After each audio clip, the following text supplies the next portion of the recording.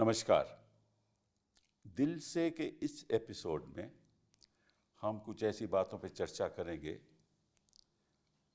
जिनका असर हिंदुस्तान के लोकतंत्र पे इतना भारी पड़ रहा है कि हमें मालूम नहीं कि ये लोकतंत्र जा कहाँ रहा है।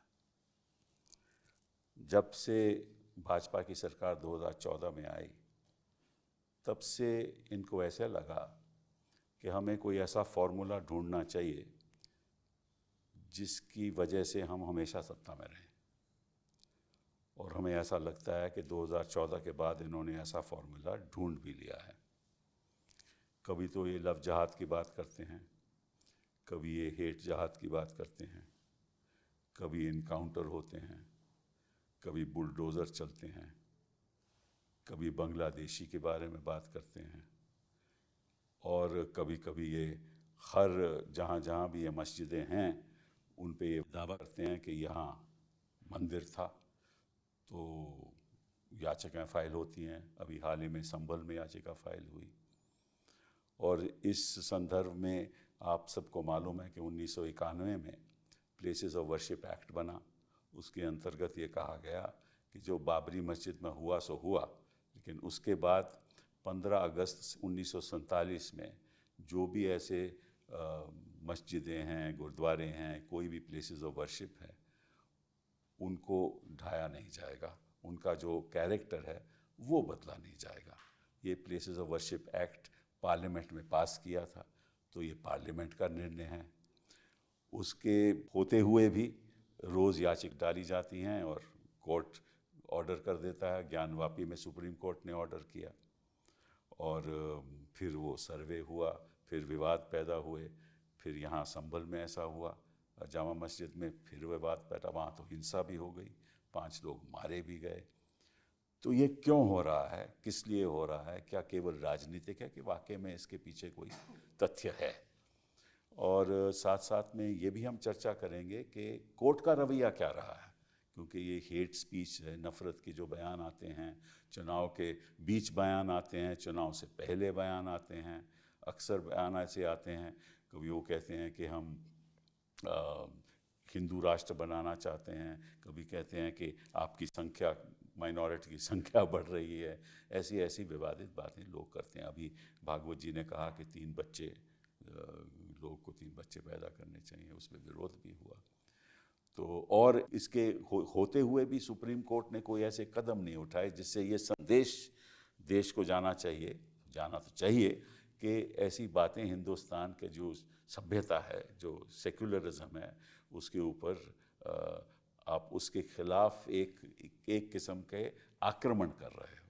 क्योंकि ये तो बुनियादी सवाल है। देश का लोकतंत्र अगर ऐसे ही चलेगा तो वो लोकतंत्र पर कभी उसमें कोई जो तरक्की हम चाहते हैं, आम आदमी की तरक्की जो चाहते हैं कि जो रोटी और कपड़ा और मकान और स्कूल की पढ़ाई और स्वास्थ्य के बारे में जो असल चीज़ें हैं जो देश को आगे ले जाएंगी, उस पर एक रुकावट सी आ जाती है, क्योंकि इसी में सारी जनता व्यस्त रहती है और जो असली मुद्दे हैं देश के वो हम सब भूल जाते हैं।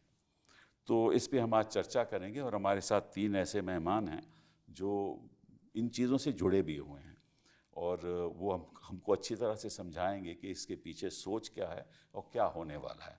तो सबसे पहले जावेद अली साहब, खान साहब हमारे मेंबर ऑफ पार्लियामेंट राज्यसभा के हैं। मैं भी वहीं पे हूँ इनके साथ, और इनके मैं भाषण जब सुनता हूँ तो मैं मतलब कि क्या कहूँ आपको, मुझे अच्छा लगता है जब भी आप खड़े होकर भाषण देते हैं। बहुत धन्यवाद। तो आप पब्लिक पॉलिसी, पब्लिक सर्विस में कितने वर्षों से इन्वॉल्व्ड हैं, और आपका ज़िला भी संभल है कि संभल के बारे में आप हमें कुछ बताना।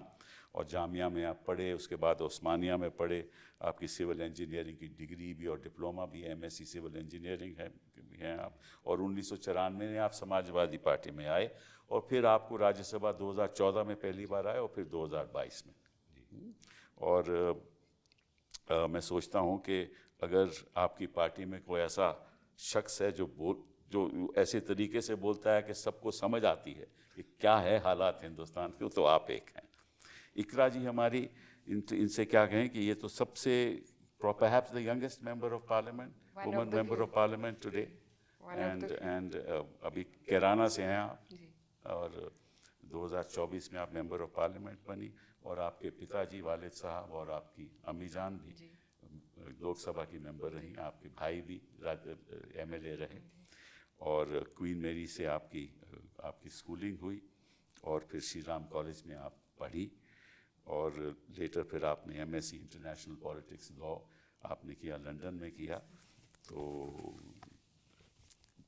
जो यंग माइंड है, जो देश को आगे ले जाएगा, वो सोच आप में है, और हमें आप बताएंगे क्या आपके विचार हैं जो मैंने मुद्दे आपके सामने रखे हैं। हमारे साथ हमारी समझ लीजिए कि एडवोकेट शाहरुख आलम जी, ये सुप्रीम कोर्ट में एडवोकेट हैं, और एकेडमिक भी बात करती हैं, एक्टिव भी हैं, पॉलिसी मेकिंग में बड़ी एक्टिव हैं, और इन्होंने national law school of India university से आपने अपना लॉ किया, लंदन स्कूल से इकोनॉमिक्स से आपने LLM किया, और आपको कॉन्स्टिट्यूशनलिज्म में बड़ा विश्वास है, और आइडेंटिटी पॉलिटिक्स जो हो रही है इस देश में, उसके आप बिल्कुल खिलाफ हैं, कम्युनल वायलेंस से बिल्कुल खिलाफ हैं, आप आर्टिकल्स भी लिखती हैं, टेलीविज़न में भी आती हैं, और एक कानून के नज़रिए से आप हमें बताएंगी कि ये प्लेसेस ऑफ वर्शिप एक्ट है क्या, और किस तरह से इसका दुरुपयोग हुआ जा रहा है। तो पहले जावेद भाई आप बताइए कि ये संभल में हुआ क्या। संभल में एक बहुत पुरानी मस्जिद है जो 16वीं शताब्दी की बनी हुई है। 500 साल करीब उस मस्जिद को बने हुए हो गए हैं। समय समय पर सांप्रदायिक शक्तियाँ उस मस्जिद को विवाद के घेरे में रखना चाहती हैं।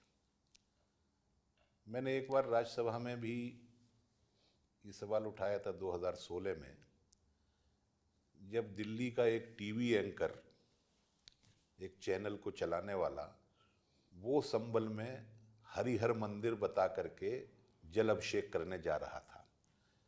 हालांकि बीजेपी की सरकार थी उस वक्त भी, और राज्यसभा में सरकार को जो चेयर में बैठे थे कुरियन साहब, उन्होंने डायरेक्शन दी, तो उसको बीच रास्ते में गिरफ्तार कर लिया गया था, और मुख्तार अब्बास नकवी साहब ने आश्वासन दिया कि आपकी डायरेक्शन का पालन होगा, तो उसको गिरफ्तार कर लिया गया था। तीसरे दिन उसकी जमानत हुई थी। आजकल तो दूसरे लोगों को गिरफ्तार कर लेते हैं जो विरोध करते हैं। खैर, तो उस मस्जिद को लेकर के विवाद उठाने की कोशिश की जाती है, लेकिन देखने से मौके पर वैसी कोई स्थिति नज़र आती नहीं है। वो मस्जिद है, प्रैक्टिकली मस्जिद है, ऐतिहासिक रूप से मस्जिद है, सरकार के तमाम दस्तावेज़ों में वो मस्जिद है। और एक बार अंग्रेज़ों के ज़माने में 1877 में, ये वो कहते हैं कि बाबर ने बनाई 1526 में। नहीं, बाबर के टाइम में बनी, बाबर के किसी सेनापति ने उसको बनाया था। हाँ, तो इस पे विवाद तब भी हुआ था। ऐसा कहीं इतिहास में कोई साक्ष्य मिलता नहीं। वो ये कहते हैं कि हाँ, ऐसा किसी जो कहते हैं उसके बारे में मैं बता दूं। बाबर नामे को कोट कर रहे हैं जो सज्जन कोर्ट में याचिका लेकर के पहुंचे थे, लेकिन जब उसकी तफ्तीश की गई कि बाबर नामे में क्या वाकई ऐसा लिखा हुआ है, तो बाबर नामे में कहीं मस्जिद के बारे में या मंदिर तोड़ करके बनाए जाने का कोई जिक्र नहीं है। अच्छा। जिस सज्जन ने या जिस व्यक्ति ने बाबर नामे का ट्रांसलेशन अंग्रेजी में किया था, वो अंग्रेज हैं कोई। अच्छा। उन्होंने ट्रांसलेशन करते वक्त फुटनोट में लिखा है, जहां संभल का और मस्जिद का जिक्र है। अच्छा। कि इस मस्जिद को ये कहा जाता है कि मंदिर तोड़ करके बनाया गया था। तो उसमें वो ट्रांसलेटर का अपना ओपिनियन है, लेकिन बाबरनामा जो असली है जिस शक्ल में, उसमें कोई जिक्र नहीं है। ये बात मैंने तफ्तीश के बाद हासिल की है। तो बाबरनामे में इसका कोई जिक्र नहीं है, कोई इतिहास का ऐसा दस्तावेज नहीं है। मेरे पास एक कॉपी है, मैं आपको दूंगा, आप अपने इस पर लगाइएगा। मार्च 2024 में एक सज्जन ने, बीजेपी के ही कार्यकर्ता ने, एक आरटीआई में सवाल पूछा था, तो उसमें सारे जवाब आए हैं, जहां कहीं उसको विवादित नहीं बताया गया है। हाँ, एक वाकया जरूर है। 1877 में एक कोई छेदा सिंह थे, उन्होंने इस मस्जिद पर मंदिर होने का दावा करते हुए केस किया था, मुरादाबाद की अदालत में भी किया था और वो मामला हाई कोर्ट तक भी गया था। ये बुनियादी जो आरोप था वो यही था कि यहाँ ये मंदिर है अच्छा और इसमें हमें पूजा करने का अधिकार दिया जाना चाहिए। अच्छा अच्छा तो मस्जिद कमेटी के उस वक्त कोई चेयरमैन थे फजले यार खां। फजले यार खां साहब ने छेदा सिंह जी के मुकाबले में वो केस मुरादाबाद की अदालत में और इलाहाबाद हाई कोर्ट, जब भी इलाहाबाद का ही हाई कोर्ट होता था शायद, उसमें वो लड़ा था। अच्छा तो कोर्ट ने मस्जिद के पक्ष में फैसला दिया और छेदा सिंह जी पर जुर्माना लगाया कि आपने अदालत का समय बर्बाद किया, फालतू के मुद्दे, जिस तरीके से वो जुर्माना लगता है आपके जी हाँ, कानून में, जी हाँ। वो उस तरीके का जुर्माना उन पर लगाया गया था। तो एक बार जब हाई कोर्ट तय कर चुका है तो लोअर कोर्ट को तो ये सुनना भी नहीं चाहिए था। मेरे ख्याल से, आप ज़्यादा जानते हैं कानून के बारे में, मेरे ख्याल से ये पूरा जो मामला है संभल का, ये वेल प्लान्ड है। 2 घंटे के अंदर सर्वे होना, ये तो सब जानते हैं। उससे भी ज्यादा रोचक बात इसमें यह है कि जिन सज्जन ने याचिका दायर की है उन्होंने पार्टी बनाया है कल्चरल मिनिस्ट्री को, अच्छा पार्टी बनाया है होम मिनिस्ट्री को, पार्टी बनाया है एएसआई के 2 डायरेक्टर्स को, एक दिल्ली में बैठते हैं, एक मेरठ में बैठते हैं। जब 2 घंटे के बाद सर्वे के लिए लोग जाते हैं तो सब पार्टियों के वकील भी जाते हैं। अच्छा तो चंदौसी की अदालत में होम मिनिस्ट्री का वकील भी उपलब्ध हो जाता है, कल्चरल मिनिस्ट्री का वकील भी उपलब्ध हो जाता है, एएसआई के दोनों दफ्तरों के वकील भी उपलब्ध हो जाते हैं। इन 4 जगह के 2 वकील चंदौसी की अदालत में उपलब्ध हो जाते हैं। चंदौसी की अदालत कोई हाई कोर्ट नहीं है सिब्बल साहब के, वहाँ जो है वो तो पहले जानकारी दी है। एडवोकेट जनरल बैठे हैं और कोई केस आया तो एडवोकेट जनरल ने एकदम खड़े होकर के रिप्रेजेंट करना शुरू कर दिया है। सुप्रीम कोर्ट नहीं है कि सॉलिसिटर जनरल या एएसजी वहाँ पर जो है खड़े होकर के रिप्रेजेंट करना शुरू कर दें। तो ये एक मज़ेदार बात हुई। इस आधार पर मैं कह सकता हूँ कि ये पूरे तरीके से प्लान्ड किया हुआ केस है। इन्हें पता था पहले 13 तारीख को इलेक्शन होना था, यूपी का बाई इलेक्शन। उसे जिस तरीके से भी वो बढ़ा, मैं उस बहस में नहीं जाना चाहता, चुनाव आयोग उसमें बीच में आएगा, वो 20 किया गया। 19 तारीख को ये मामला होता है ताकि 24 को हिंसा हुई, नहीं 20 पहले तो 20 किया गया ताकि इसका असर रात को ही खबर हो जाए। आजकल तो खबर फैलने में कोई देर लगती नहीं है, ताकि 20 में उसका लाभ होने लगे। फिर दोबारा जब कुछ हुआ नहीं, वहां कुछ नहीं हो पाया, 19 तारीख को गए, 2 घंटे सर्वे किया, चले आए, कुछ नहीं हुआ तो कुछ होना चाहिए वरना तो मकसद फेल हो जाएगा। तो फिर अचानक 24 तारीख की सुबह भारी डिप्लॉयमेंट के साथ, पुलिस का डिप्लॉयमेंट, गली गली में, मोहल्ले मोहल्ले में, पूरे संबल में कर दिया गया कि साहब सर्वे होगा। आप इतने दिनों से इस फील्ड में हैं, आपने भी बहुत सारे सर्वे कराए होंगे, लेकिन आपने रात को सूरज छिपने के बाद ऐसी जगहों के सर्वे या सुबह सूरज निकलने से पहले सर्वे, आजकल 7 बजे सूरज भी नहीं निकलता और 7 बजे वहाँ सर्वे शुरू हो गया था, ठीक से सर्दियों में 7 बजे सूरज भी नहीं निकलता। तो ऐसी जल्दबाजी, इस तरीके से हम कह सकते हैं कि प्लान्ड तरीके से किया गया। और प्लानिंग यही है कि किसी तरीके से भी उत्तर प्रदेश में जो 2024 के लोकसभा चुनाव में बड़ी हार हुई है बीजेपी की, उस हार से उभरें। और उनके पास एक ही फार्मूला है जिसका जिक्र आपने किया कि हिंदू मुस्लिम अगर करेंगे तो उससे कोई इन्हें फैज़ पहुंचने की उम्मीद है, बाकी तो कोई उम्मीद इनके पास उत्तर प्रदेश में कम से कम शेष बची नहीं है। फिलहाल मैं इतनी कहना चाहता हूँ। शाहरुख जी ये बताइए कि ये तो सर्वे जो हो रहे हैं, लेकिन जो हमारा प्लेसेस ऑफ वर्शिप एक्ट है 1991 का, उसके अंतर्गत तो ये हो ही नहीं सकता आपके हिसाब से। बिल्कुल नहीं हो सकता। तो ये कैसे हो रहे हैं फिर, आप जरा समझाइए हमारे। May I start with a preface and a rider? इस हफ्ते 2 इंसिडेंट्स हुए हैं मुरादाबाद में और टेढ़ी गढ़वाल में। मुरादाबाद में there was a registered sale, a legal registered sale, where a property was sold to a Muslim couple. और उसके खिलाफ प्रोटेस्ट शुरू हुआ और उन्होंने कहा कि सेल को आप रिवर्स कराएं। हाँ, ये हुआ मुरादाबाद में हुआ ये। टेढ़ी गढ़वाल में एक खातून अपने घर में जुमे की नमाज पढ़ रही थी, उस पर कुछ लोग आए और उन्होंने एतराज़ किया कि आप अपने घर में भी नहीं पढ़ सकती हैं नमाज। Both these incidents show that it's not even about public places of worship. these were private owners. ये बहुत गंभीर बात आपने कही। One wanting to buy a house, full ownership, legal ownership, legal title. The other was also the owner of a house, praying inside privately in a house. There have also been other incidents. Bahraich में जो हुआ था कि जुलूस निकलता है, किसी के घर के बाहर पहले नारेबाजी होती है, फिर एक लड़का घर में घुस के he sort of foists a saffron flag and then tragically loses his life. So the point is that now it's about private property and your right to worship inside your own private property. So these are not even legal disputes. These don't even refer to historical disputes. तो इसका मतलब ये हुआ कि ये कोई isolated मामला नहीं है, एक षड्यंत्र है, राजनीतिक षड्यंत्र है कि आप प्राइवेट प्लेसेस पे भी, पब्लिक प्लेसेस पे भी जो माइनॉरिटी कम्युनिटी है, मुस्लिम्स हैं, उनको आप नमाज नहीं पढ़ने दोगे। यही आप कहना चाहते हैं? This is what I'm saying, but I'm saying that this is not even covered. This doesn't even refer to the act, to the Places of Worship Act. This is bullying. This is thuggery. This is completely outside the scope of law. These are not legal disputes. Right. So we need more protection, not less, in terms of the protection of. No, but the question I asked you was कि ये सर्वे क्यों हो रहे हैं जब places of worship act में लिखा है कि 15 अगस्त 1947 में जो भी मस्जिद थी, गुरुद्वारे थे, कोई भी रिलीजियस प्लेसेस थी जहाँ वर्शिप हो रही है, उसका कैरेक्टर आप बदल नहीं सकते थे, फिर ये सर्वे क्यों हो रहे हैं? ये आपसे पूछना चाहता हूँ।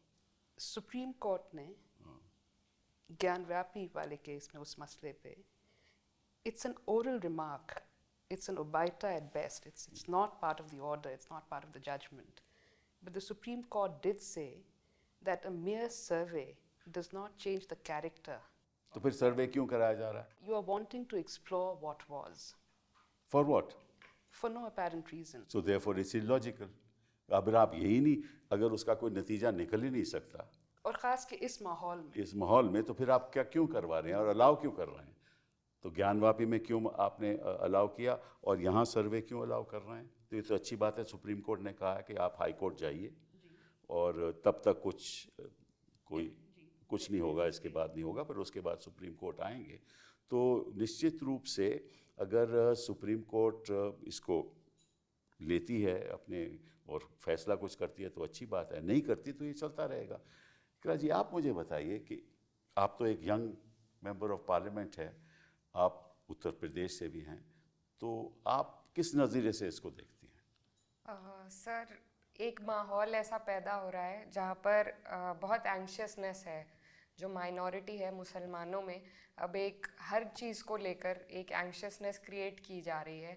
तो जैसा मैम बता रहे थे अभी, ये सर्वे होने की जो नॉलेज है, और whether it was a mosque और अ टेम्पल, जब हम कैरेक्टर नहीं चेंज कर सकते, बट जब वो नॉलेज बाहर सोशल मीडिया के माध्यम से फैलाई जाती है, सबको दी जाती है, तो जैसा कि मेरी कॉन्स्टिट्यूएंसी में अभी मॉब लिंचिंग के वाक़ये हुए थे चुनाव के एकदम बाद, तो उस पर भी सुप्रीम कोर्ट की गाइडलाइंस है, बट ऑन ग्राउंड हम वो इफ़ेक्ट नहीं देखते, एग्जीक्यूटिव की तरफ से इम्प्लीमेंटेशन उस तरीके से नहीं देखते। तो जब ऐसी इन्फॉर्मेशन की विवादास्पद इन्फॉर्मेशन अगर हम सोशल मीडिया के माध्यम से स्प्रेड करेंगे, तो आजकल के जो हालात हैं उसमें मॉब पर कोई रोकथाम है ही नहीं, तो फिर जाहिर सी बात है इसी तरीके के जैसा बहराइच में हुआ वही इंसिडेंट्स फिर रोज़ होने लगेंगे। और मैं ये कहना चाहती हूँ कि सबसे बड़ी जिम्मेदारी आई थिंक गवर्नमेंट की और जुडिशरी के अलावा जो एग्जीक्यूटिव है, जिनके पास इम्प्लीमेंटेशन अथॉरिटी है, उन पर सबसे ज़्यादा सेंसिटिविटी की ज़रूरत है ऐसे मामलों में। एंड तो अगर राजनीतिक लोग सेंसिटिव नहीं रहेंगे और ऐसे अधिकारी को चुनेंगे जिनकी पोस्टिंग ऐसे अधिकारियों की करेंगे जो उनका कहना मानेंगे, जो हम देख रहे हैं, तो फिर किस सेंसिटिविटी की आप बात कर रहे हैं?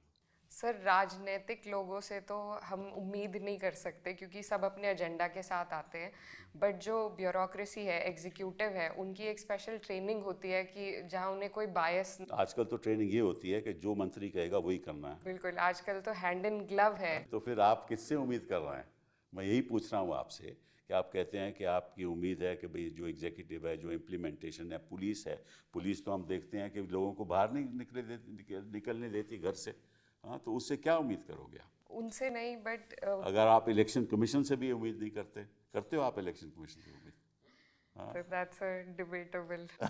नहीं, मैं पूछ रहा हूँ कि भाई अगर हम संस्थाओं पे उम्मीद नहीं कर सकते तो फिर हम जाएं तो जाएं कहाँ? ये सवाल उठता है जावेद भाई। तो संस्थाओं से तो अभी उम्मीद बाकी है। अभी संस्थाओं में हमारा विश्वास कमज़ोर ज़रूर हुआ है, लेकिन पूरे तरीके से हम लोगों ने अपना विश्वास उनसे उठाया नहीं है।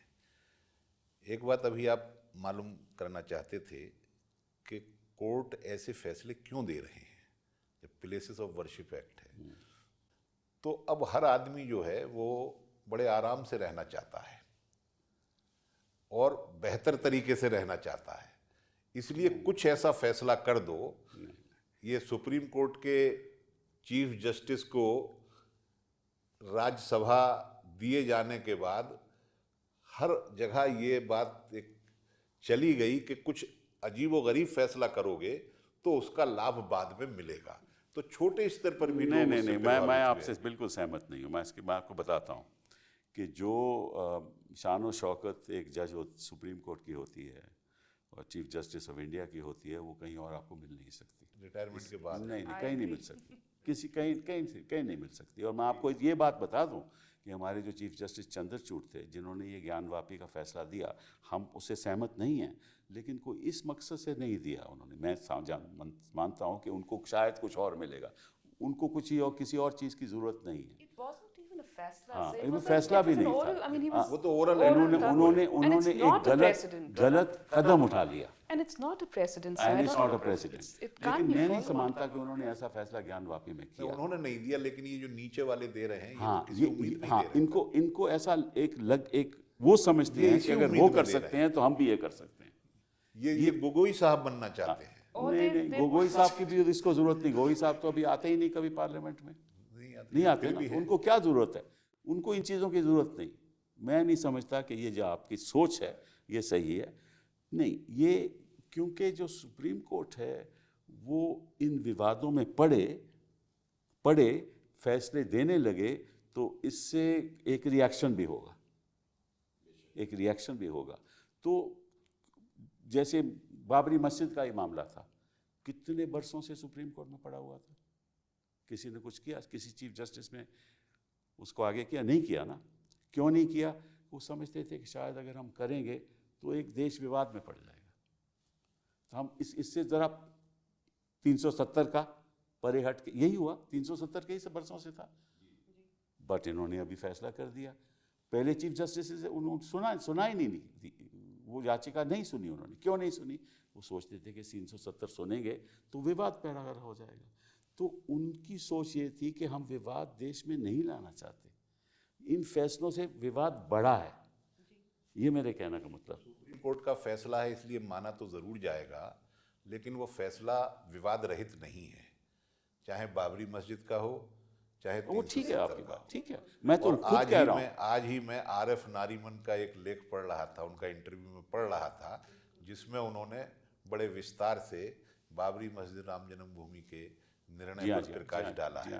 मुझे लगता है कि उन्होंने बिल्कुल जायज और सही बात कही। क्या तो इस पे तो दो राय हो सकती है। आपकी बात सही है, पर दो राय हो सकती मगर उन्होंने एक बात और कही है जावेद साहब उसी लेक्चर में, which is that perhaps the lower courts have misunderstood the import of वही मैं कहना चाहता जी, था। तो वही मैं कहना चाहता था। उसमें वो गलत समझ रहे हैं, और अगर उनको बताया जाए, उनको समझाया जाए through a narrative, through a discourse, perhaps they'll understand that this is not a precedent to be followed. लेकिन मैं समझता हूँ कि सुप्रीम कोर्ट में इसको फैसला देना चाहिए, इस तरफ या उस तरफ। क्योंकि एक मैसेज जाना चाहिए देश को कि विवादित मुद्दों से देश के मसले हल नहीं होंगे। ये बहुत ज़रूरी है। मैं आपसे एक और सवाल पूछना चाहता हूँ। ये जो बुलडोज़र चले थे, आज के दिन तो नहीं चले, कई बरसों से चल रहे हैं, जी। तो कोर्ट ने क्यों नहीं कुछ किया? ये भी एक सवाल उठता है। So I've been thinking about this, and perhaps you'll be able to say, even these claims where they're claiming people's private houses, private ownership, etc. The larger claim is that you don't belong here, that Hindus have a superior right to citizenship in India. Muslims don't have that right. And Hindus have that right because they are apparently the original, Majority. or the original inhabitants. Yes. They have a right in antiquity, which then derogates the rights of Adivasis or other indigenous people, also of Muslims, because they're not invaders. Now this is a modern republic and everyone is equal. So then, in the final conclusion, is it a political question? Is this a political question, the claim to belonging? The reinterpret. अगर मैं ये सोचूं कि मैं original inhabitant था इस देश का, तो मुझे उसका जवाब कभी मिल ही नहीं सकता, क्योंकि मेरे दादा परदादा परदादा कहाँ से आए थे खुदा जाने, ठीक है। तो देयरफॉर ये कहना कि हम इसके ओरिजिनल इनहैबिटेंट हैं, ये भी अपने आप में गलत है, क्योंकि most of these people who came through invasions, waves of invasions. और उसी वजह से आज हम यहाँ रेजिडेंट हैं। हमें इतिहास से क्या लेना देना है, हमें तो अपने फ्यूचर का सोचना है। So therefore, sir, are these essentially constitutional questions that the court must answer? They must. So even the question of colonization, even the question of history. Absolutely. No, they can't answer it, but they should answer in the context of our constitution. Yes. You can't answer the question whether you were the original inhabitants or not. That's the work of the historian. वो तो इतिहास And it doesn't matter. It doesn't matter. आज के दिन हमें क्या सोचना है कि हमारे संविधान में क्या लिखा है, हम इस संविधान में हमें क्या हक दिए हैं। देखिए, मैं आपको एक छोटी सी बात बता दूं, इकरा जी आपसे मैं पूछूंगा, we are called a republic. So in the expression republic, what is the essential part of that expression? Public. Republic. Public has no gender, right? It has no caste. It has no creed. It has no religion, except that it is part. Public is the part of those who are living in India and who are citizens of India, and even those who are not citizens of India, right? So the very concept of a republic is to deal with the public, unconcerned with कि उसका धर्म क्या है, उसकी जात क्या है, तो अगर हमारा रिपब्लिक इस बुनियाद पे है, तो फिर ये क्यों हो रहा है? सर एग्जैक्टली जैसे एक सवाल ये उठता है कि जो हिस्टोरिकल रॉन्ग्स हैं, जो एक पार्टी ऐसा परसेप्शन बना रही है कि उस टाइम अभी योगी आदित्यनाथ जी ने कहा कि बाबर की औलादें हैं एंड थिंग्स लाइक दैट, तो एक परसेप्शन है। उसका जवाब सिंपल यही है कि उस टाइम डेमोक्रेसी नहीं थी, रिपब्लिक नहीं था, तब इन्वेजन से, जैसे आपने कहा, लोग राज करते थे, उसी हिसाब से सारी तब्दीली होती थी व्यवस्था में। लेकिन अब now we are a democracy, now we are a republic, we are governed by a constitution. तो अब अगर ये सवाल हम हिस्टोरिकल सवाल उठाएंगे तो उसका कोई जवाब नहीं है, उसका कोई अंत भी नहीं है, और उस खुदाई का भी कोई अंत नहीं है कि आप नीचे से क्या क्या खोद के निकाल लेंगे। तो I think in general public perception में ये बात जानी कि हम सिर्फ डेमोक्रेसी के बाद अब के जो हालात हैं उन पर चर्चा करें, ना कि पहले किस राजा ने क्या किया। उन्होंने अपनी जंगें लड़ी, जीती, और उस टाइम के जो हालात थे उस हिसाब से उन्होंने काम किया, लेकिन अब तो हम उस हिसाब से नहीं चल सकते।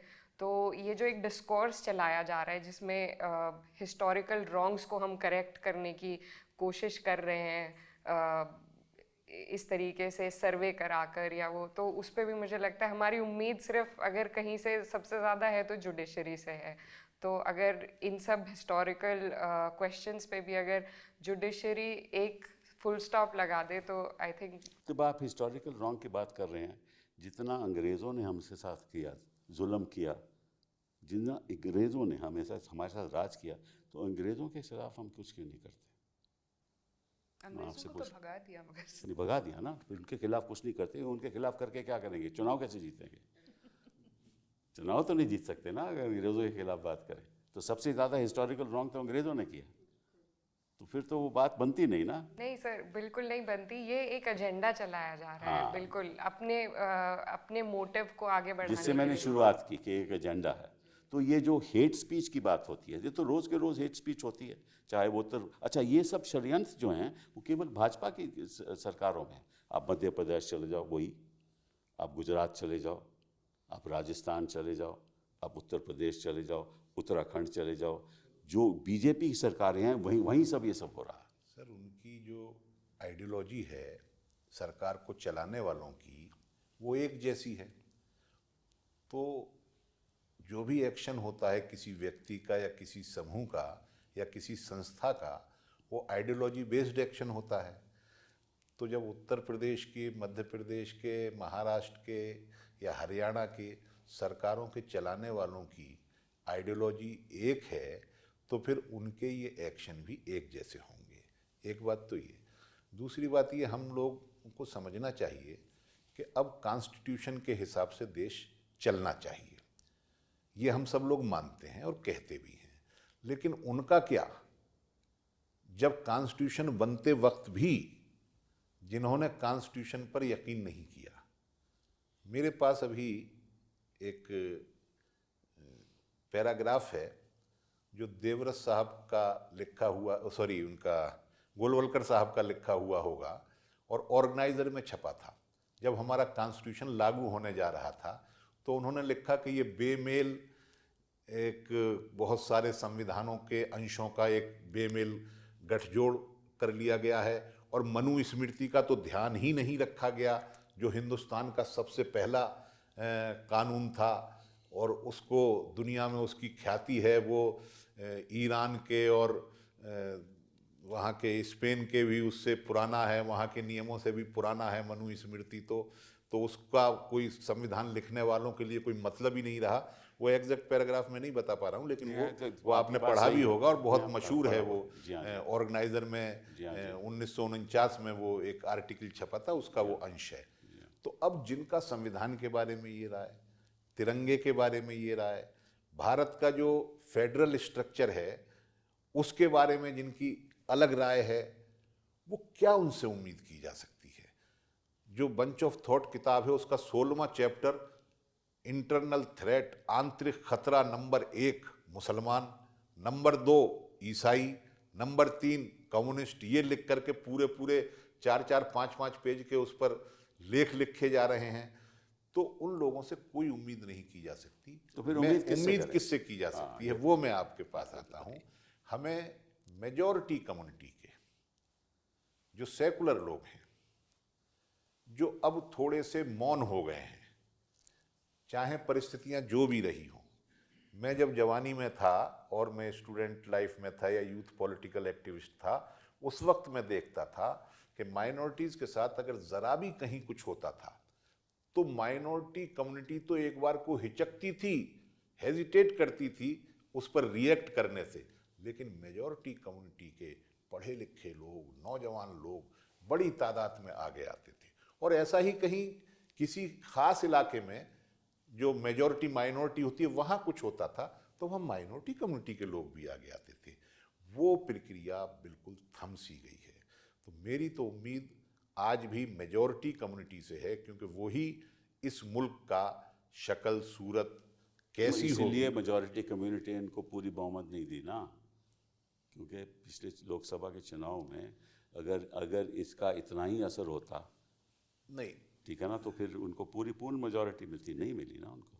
नहीं सर, ऐसा है, पूरी नहीं मिली, लेकिन मेजॉरिटी कम्युनिटी ने ही कुछ किया ताकि ये यही तो कह रहा हूं, थोड़ा इन पर चेक लगा। आपसे सहमत तो हमें इनसे और उम्मीद है, हमें और उम्मीद है कि इतना भी ना रहे। उन्हीं से माइनॉरिटी के, मेरी आइडेंटिटी माइनॉरिटी की है, तो इसलिए मैं ये बात मेजॉरिटी कम्युनिटी से ही अपनी उम्मीद रख सकता हूँ इस वक्त। तो बाकी जो देश को चलाने वाले लोग हैं उन्हें तो फायदा हो रहा है सर, इसमें ये सब कुछ करने में उनको फायदा हो रहा है, उनसे कोई उम्मीद नहीं की जाती। तो मुझे ऐसा लगता है शाहरुख जी कि डेमोक्रेसी का मतलब हिंदुस्तान में ये है कि चुनाव आ जाए, चुनाव में आप भिड़ जाओ, ऐसी विवादित बातें करो, जीत जाओ और आपकी डेमोक्रेसी ठीक हो गई, कायम है। हाँ, इसके आगे डेमोक्रेसी का हिंदुस्तान में कोई मतलब नहीं। अपने जो इलेक्शन कमीशन है वो अपने कर्तव्य को नहीं मानती, हाँ, बाकी संस्थाएं अपने कर्तव्य को नहीं मानती, जो हमारी कोर्ट्स हैं हाँ, वो ऐसे सिविल जज ऐसे फैसले दे देते हैं कि सर्वे कराओ, दूसरा सर्वे कराओ, ठीक है। और जब हेट स्पीच होती है तो कोई कुछ नहीं कहता। उत्तर प्रदेश में जब बुलडोज़र चलाए जाते हैं तो कोई कुछ नहीं कहता, कोर्ट्स भी कुछ नहीं कहती। हाँ, इनकाउंटर होते हैं, कोर्ट्स कुछ नहीं कहती। तो अगर संस्थाओं पे, और आपका जो मीडिया है, सुभान अल्लाह, हाँ, उसकी भी आप बात करें हम, तो उनको तो एक हेट स्पीच पे तो सुप्रीम कोर्ट का कितना बड़ा जजमेंट है। मुझे मालूम है, फिर भी वो धर्म संसद वाले लोग ऐसी ऐसी बातें बोलते हैं, लेकिन वो मतलब कि कहने के लायक भी नहीं है। लेकिन कोई इस पे कोई, आप कहती हैं ना कि सिविल एडमिनिस्ट्रेशन को, एग्जीक्यूटिव को कुछ करना चाहिए, तो एग्जीक्यूटिव क्या कर रही है? वही लोग सुनते हैं वो भाषण, फिर भी चुप रहते हैं। बिल्कुल, अगर लोकल लेवल पे ही वो ही लोग रोकथाम कर दें तो कैसे करेंगे? जब मैं कह रहा हूँ वही चुप रहते हैं, तो कोई मतलब कि इस बात को सोचता नहीं कि इसका देश में क्या असर हो रहा है और देश के भविष्य को क्या असर हो रहा है। Do you feel, sir, that there's a complete inversion of meanings in the way things are framed? We were talking about Bahraich earlier. Bahraich mein this boy was assaulting somebody's private property, tragically lost his life. That was a tragedy. But public opinion and institutional force went all out to arrest people who were responsible. और कितने लड़कों को गिरफ्तार किया, और वो लड़के अभी भी जेल में हैं। संभल में जो लड़के मारे गए, 5 लड़के मारे गए, public opinion, public sympathy is completely against them. They were not the aggressors in that case. But just the comparison between Bahraich and Sambhal, 5 boys died here, no response. They are being blamed. The community again is having to suffer. Boys are being picked up, as they were in Bahraich. And I'm wondering why the courts are not stepping in. Why the courts are not. यही तो सवाल मैंने पूछा था आपसे। कि यही सवाल तो पूछा था मैंने आपसे। जी सर, but ये होना चाहिए ना, ये होना चाहिए ना। अब संभल में जो 5 लोग मारे गए, मैं आपसे सवाल पूछना चाहता हूँ। अब जो एडमिनिस्ट्रेशन है वो ये कहती है कि इनके पास तो पिस्तौलें थी और इनके साथ जो बारूद थे वो पाकिस्तान से आए थे, ये कहते हैं ना। हाँ, तो आप बताइए जावेद भाई, इसलिए असलियत क्या है? पूरे यकीन के साथ कह सकता हूँ कि संभल की पुलिस एक भी फोटो या वीडियो ऐसा नहीं दिखा सकती जिसमें किसी के हाथ में, पब्लिक के हाथ में पिस्तौल या बंदूक हो, नंबर 1। और हमारे यहाँ सरकार किस प्रकार से काम कर रही है, जो लोगों को पकड़ा, बेकसूर लोगों को पकड़ करके जेल में बंद किया, उनकी तादाद अब 34 हो गई है। 4 दिन पहले 27 थी। मेरी पार्टी के 2 MLA और 1 MP उन लोगों का हालचाल जानने के लिए जेल में विजिट करने चले गए। जेलर अगले दिन ही सस्पेंड कर दिया गया। अच्छा। डिप्टी जेलर अगले दिन ही सस्पेंड कर दिया गया कि आपने समाजवादी पार्टी के लोगों को मिलवाया क्यों? अच्छा। और उनसे कहा गया कि उन्होंने बाहर आकर के ये बयान दिया है कि उन लोगों के साथ बहुत ये तो एग्जीक्यूटिव का हालत है इकरा जी, ये तो एग्जीक्यूटिव की हालत है। सरकार की छवि खराब हो रही है, इस आरोप में उन्हें सस्पेंड किया गया है, उनके ऊपर जांच बिठा दी गई है। इस तरीके से संभल के अंदर पुलिस कार्रवाई कर रही है। अगर निष्पक्ष जांच हो जाए, कोई भी एजेंसी जो निष्पक्ष हो, अगर वो जांच कर ले, तो संभल का ना तो DM बचेगा, ना SP बचेगा, ना वहां पुलिस का जो और अधिकारी हैं वो बचेंगे, सब जेल के अंदर होंगे। कोई जांच ऐसी परेशानी होगी ये है कि निष्पक्ष जांच होने की आज की तारीख में कोई संभावना है नहीं, लेकिन उम्मीद पर दुनिया कायम है। भविष्य में कभी ना कभी तो होगा, है, कभी ना कभी तो होगा। जब हिटलर नहीं रहे, जब मुसोलिनी नहीं रहे, तो ये तानाशाही हमेशा हमेशा रहेगी, ये मान करके तो हम नहीं। बट रेस कोर्स का नाम तो इन्होंने कर्तव्य पथ लगा दिया, तो ये कर्तव्य का तो संविधान का कर्तव्य तो होना चाहिए ना, नहीं? तो फिर ऐसे नाम बदलने से क्या फायदा? संविधान के बारे में तो मैंने बताया कि उन लोगों की राय क्या है। मैं देख रहा हूँ, मैं वेरी इंटरेस्टिंग शाहरुख जी के, मैं पढ़ रहा था कुछ कि ये जो बुलडोज़र पॉलिटिक्स है, ये शुरुआत इसकी कहाँ से हुई? तो इसकी शुरुआत इजराइल से हुई। जी जी जी, I read. पैलेस्टीनियन के लोगों के घरों में उन्होंने बुलडोज़र चला दिए। The claim being that you don't belong here. Claim भी कि तुम तो यहाँ के रहने वाले ही नहीं हैं। And we are the. वो ही इन्होंने हिंदुस्तान में, और यही पाकिस्तान में हुआ, और ये पाकिस्तान में भी हुआ। दलितों तो के क्या साथ हम पाकिस्तान और इजरायली की तरफ जा रहे हैं? क्या ये हमारा संविधान है? क्या ये हमारी डेमोक्रेसी है? ये सवाल उठता है और इस पे जवाब मिलना चाहिए। Has there been an incident in Sambhal even after the latest Supreme Court order? फिर तोड़ा है उन्होंने, फिर डिमोलिश किया है ना पिछले 2-4 दिनों में संभल में? वो थोड़ा कंफ्यूजन है। संभल जिले में एक दूसरा टाउन है चंदौसी, अच्छा वो संभल से 30 किलोमीटर दूर है जी। वहाँ नगर पालिका ने इस इंसिडेंट से पहले से एक अभियान चलाया हुआ था, अतिक्रमण हटाओ अभियान। तो वो उसके तहत वहाँ मकान तोड़े गए हैं, वहाँ के नाले वाले सब वो कर लिए गए थे। तो वो उससे punitive पहले नहीं है। इससे कोई मतलब नहीं, ना संभल सिटी से कोई मतलब है, ना इस इंसिडेंट से कोई मतलब है।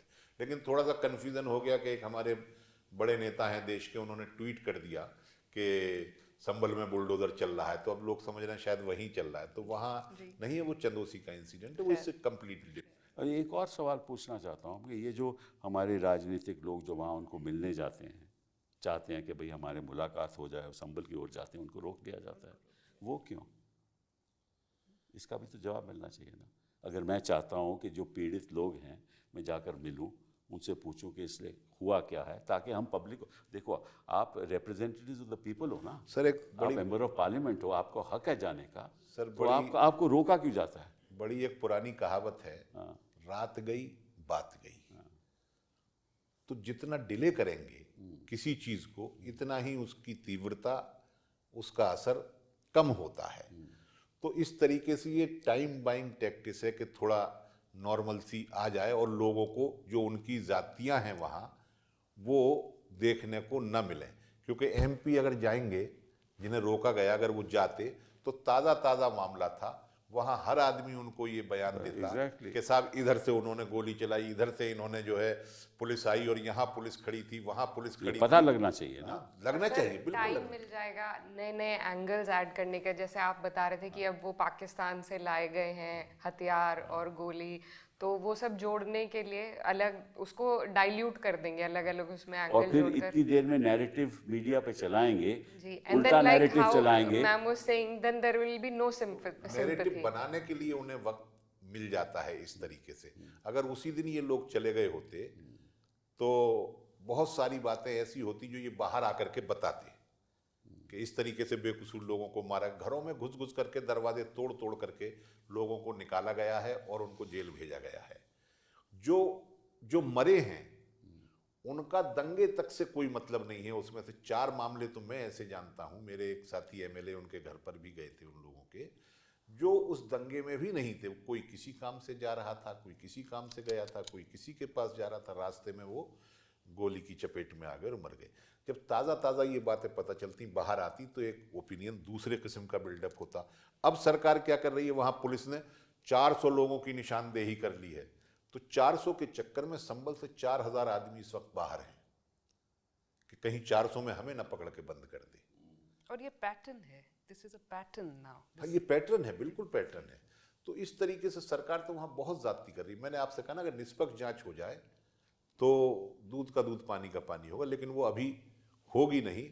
और आप तो इस शो को करने वाले हैं और वकील भी हैं और राजनेता भी हैं, तो भविष्य में हम तो इसलिए ये खुशो करते हैं कि वो ठीक है। जो वाकई ज़मीन पे हैं वो इस शो के द्वारा जनता को पता लगना चाहिए, क्योंकि हम ना तो एक पक्ष के हैं ना दूसरे पक्ष के हैं। हम तो चाहते हैं कि जो असलियत है वो जनता के सामने मेरा निवेदन आपसे ये है कि आप भविष्य में कभी सरकार में परिवर्तन हो तो आप उसका हिस्सा जरूर होंगे, ऐसी हमारी उम्मीद है। तो आप ध्यान रखिएगा कि किस तरीके की बदकारियां उत्तर प्रदेश के अंदर बीजेपी की सरकार कर रही है। मैं सच बात बताऊं कि मैं ऑपोजिशन में ही ठीक हूं, क्योंकि जो भी सरकार होती है वो गलत काम करेगी ही करेगी, ठीक है ना। मैं उनके साथ नहीं रहना चाहता, मैं ऑपोजिशन में ठीक हूँ, ताकि जो गलत काम लोगों के हैं वो जनता तक जाने चाहिए। लेकिन अगर आप जैसे लोग होंगे तो काम गलत कम संभावना है। चलो बात की बात और है। पहले भी आप रहे हैं तो the future is amongst for you,